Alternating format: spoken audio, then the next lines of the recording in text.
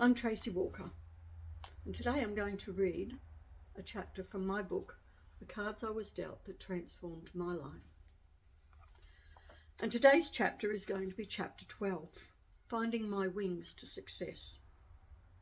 Towards the end of year 12, we were all asked to think about where we saw ourselves in 5 or 10 years' time. I couldn't answer because I didn't know. Even when I thought about it, I had no idea.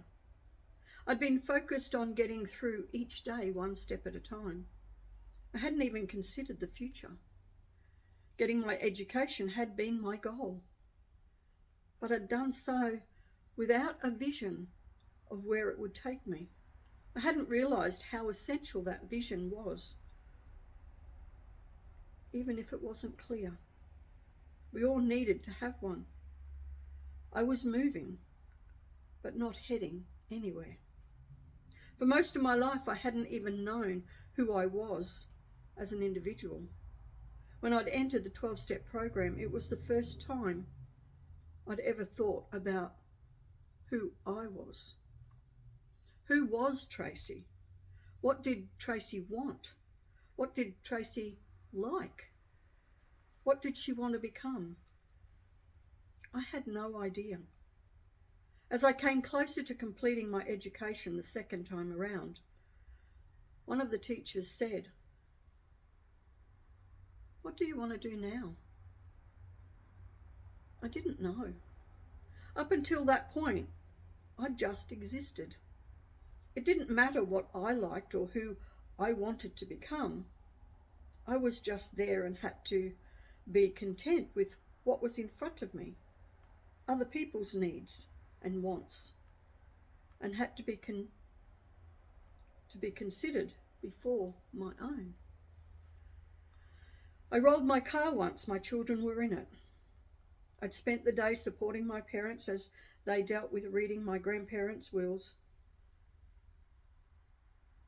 But not only had I driven them there and back, but I also felt compelled to please my sister by going out on a boat for half a day with her and 2 guys. I was exhausted. There was every chance I could have paid the ultimate price just because my need to please everyone. Nobody was hurt, but that doesn't take away what might have been. The thought that I could have killed all of us by not looking after myself was something I've never forgotten. Now I'd found myself with the opportunity to focus on who I was as a person. It was time to treasure my life first and foremost, because if I didn't, who would? After some thought, I realised I'd extended myself so much in those 3 years leading up to graduation. It had been tiring dealing with my son's ADHD while studying and raising 3 children was a lot to take on. I decided to take a gap year before stepping into my university studies. The school I graduated from offered me a job working in the office. I loved it.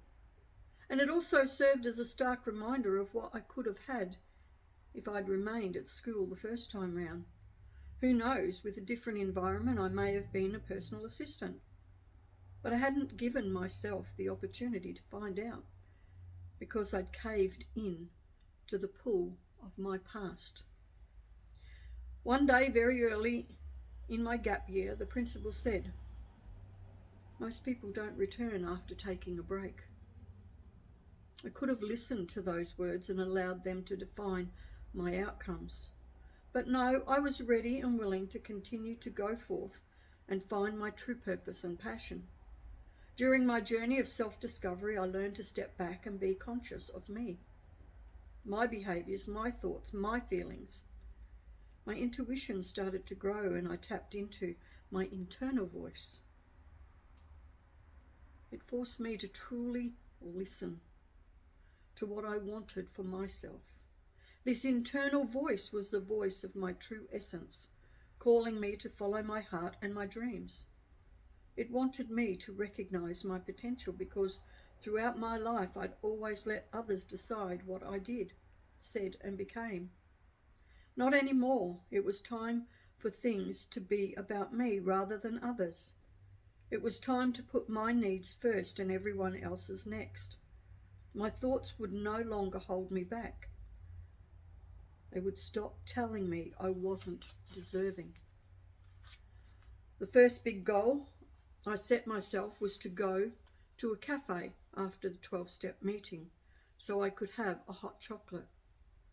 I was shaking in my boots, terrified my partner would find out and that I'd be in real trouble. If anyone knew about this fear, they'd think I was nuts. It was just a hot chocolate.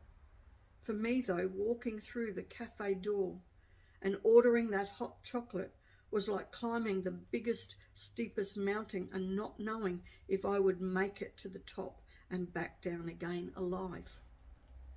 I was fearful that fear would take over. It had many times before, but I was a different person now.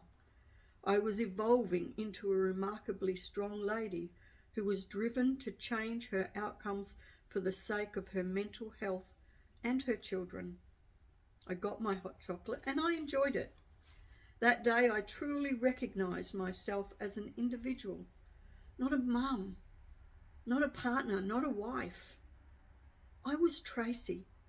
I didn't just need to get my hot chocolate. I needed to get that individual back for good. Finally, I was ready to change my outcomes for the better. I deserved more and I could have more. It was time to be kind to me, not just to others. It was me time, and I was ready to shine brightly for me. That individual, that real Tracey, was incredibly difficult to find. I spent a lifetime being the person people expected me to be, a lifetime living in fear people would find out what went on, all the fighting, the arguments behind my family's closed doors. If I was in a relationship, the face I wore was faked happiness. I had to put makeup on to hide the bruises. At the shopping centre, I avoid people. And I never answered the door at home or got to know my neighbours in case someone worked out what was going on. The purpose of everything I did, hiding, pushing people away, was to keep myself safe and to keep everyone happy. Not necessarily in that order, though. I put so much pressure on me. All those fears of being found out and deemed unworthy stopped me from being me. They would rise up and send me scuttling back to what I knew and what was comfortable. It kept me stuck and allowed my family and others to bully and intimidate me. I wouldn't stand up for myself. Instead, I backed down and did whatever other people told or expected me to do. Challenging that thinking was and is scary. It took many, many attempts and a conscious effort and a strong inner voice to overcome it. Often I found myself slipping into my comfort zone again, fear of the consequences putting me back on autopilot. It was habitual response.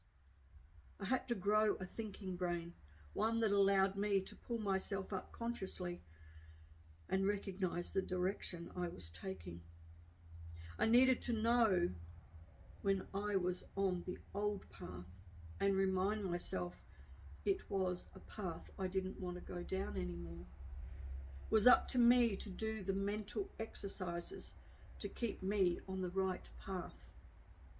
I had the power to stop everything in its tracks. It was key for me to start recognizing behaviors as habits. In the process of training myself to see these, I came to see the habits in my life, such as my reactions and the results of these reactions.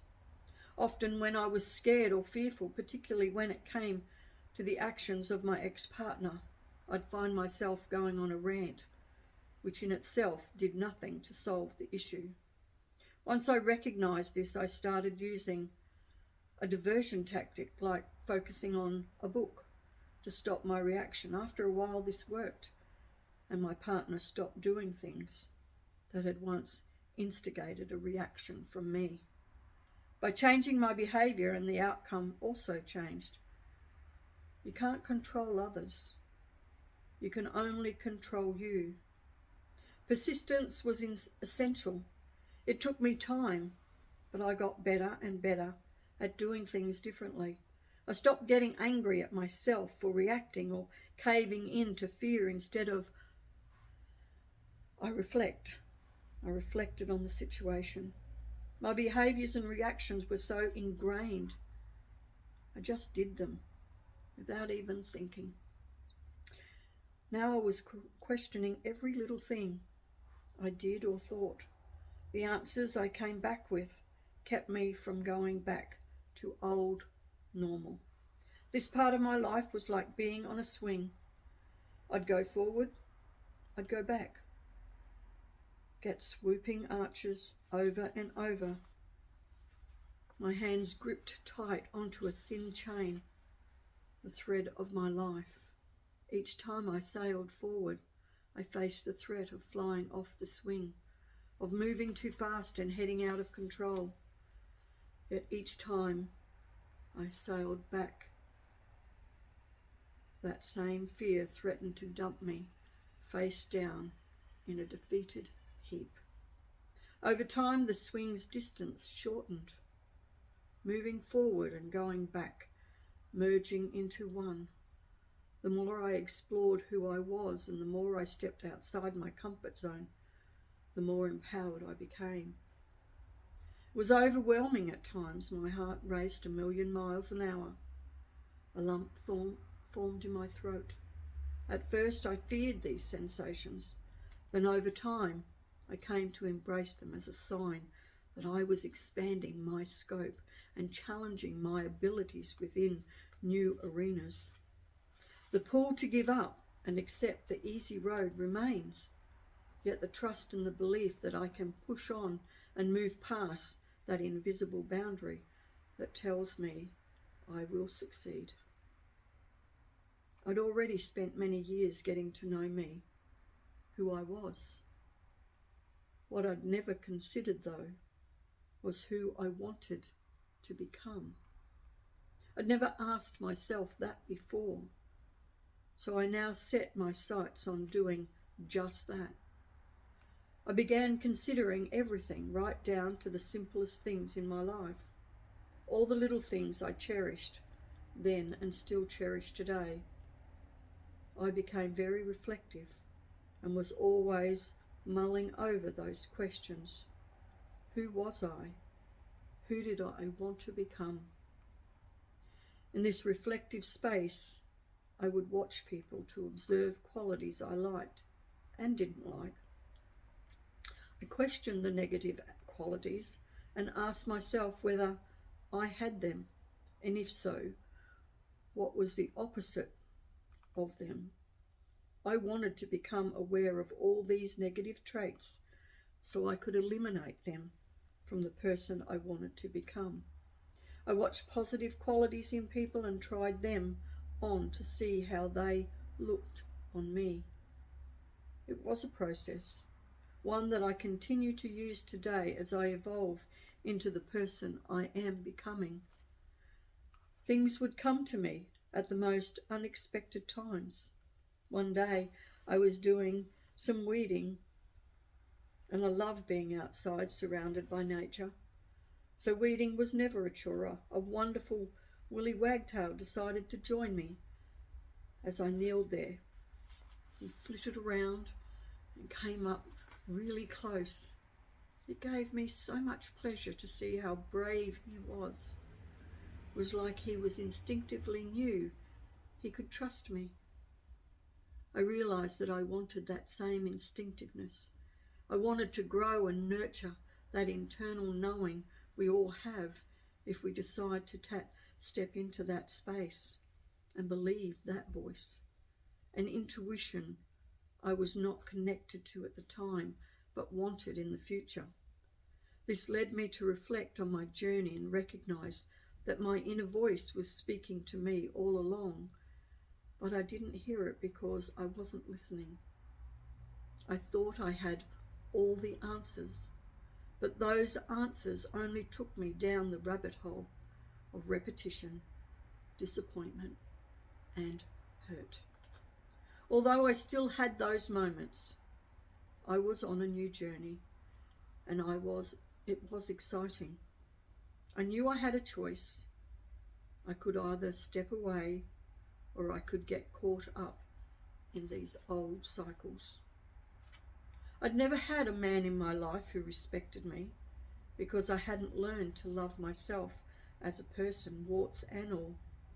Realizing this was an eye-opening moment, and it led me to further realize that it didn't only apply to love and relationships, but to my life in general. I wasn't going to get anywhere until I started to believe there was something amazing I was supposed to do. Something that was inside of me and wanted to burst out and be seen. The true me. A person I could admire and respect. Even though I didn't know what it was, I knew there would be something. I knew there was more for me. I just needed to continue looking forward and believing. Getting to know me was really uncomfortable. I didn't know what love was. I didn't know how to love myself, let alone anyone else. A group I attended posed the question, what do you like about yourself? We only had to say one thing, and I couldn't do it. I really struggled. It was like speaking a foreign language. Of course, I wimped out and copied someone else's answer. When it was my turn, I said, my hair. I didn't like it, but at least it was an answer. Today I can think of many attributes I like about myself. I'm kind, I'm caring, and I do love my hair. That's just the tip of the iceberg. As I grow into the person I am meant to be, that list keeps growing. All I'd ever done was give myself away and succumb to what others expected me to do and be for them. I'd never taken the opportunity to carve my own identity. I had no idea what I was capable of or who I wanted to be. No wonder I couldn't answer that question. It was time to give myself to me. But how was I going to do this? It was time to give myself to me. But how was I going to do this? One step at a time. With trust, with belief, with perseverance. Find someone who can help you to be the best version of yourself. I don't mean someone who will tell you what you want to hear. I mean someone who will challenge you to see beyond your circumstances, to see what is truly in your heart. Trust in that internal voice called intuition. It is a wonderful guide. In my life today, I don't dismiss that internal feeling, good or bad, because there is a message for me if I only listen. My reflection on this chapter is we often don't recognize that the small steps we are taking are moving us forward until we stop and look back. Only then can we see how far we've truly come. It reminds me of my guide on the Milford track who said, stop and look back. It gives you a different perspective. Looking back gives you that perspective on how much you have grown, and that gives you the strength to keep moving forward. Doing the work I do now shows me how many people live a default life, year in and year out, with very little change. They believe they don't deserve better. I know this because I had those same thoughts. I'm not deserving. I can't. I don't have time. The list goes on. The thing is, we're all deserving. We all have the ability to step past the fears and the doubts into a space where anything is possible. I'm grateful today because I have a voice and I know how to use it. I'm grateful today because when manipulative bullies cross my path, I'm strong enough not to get sucked into their lies and their games. And I'm grateful today because I have found others who align with my thinking and my values. You can't change others, but you can decide which people you want in your life. Now, as I work with my clients, I help them get greater clarity of what they would love for their life, what it looks like, how it feels, and how to step into it. Most people are skeptical of this type of believing. My clients that truly step into this space experience amazing transformation of their lives, circumstances and situations. This is the reason I love doing what I do. We all have an internal power to change our outcomes. What are you willing to do differently to change your life? What would you truly love for your future? Are you ready to step away from people who drag you down? It all starts with a thought that you create in your imagination. And I'll leave you with this quote. Change the way that you look at things, and the things you look at change. Wayne W. Dyer.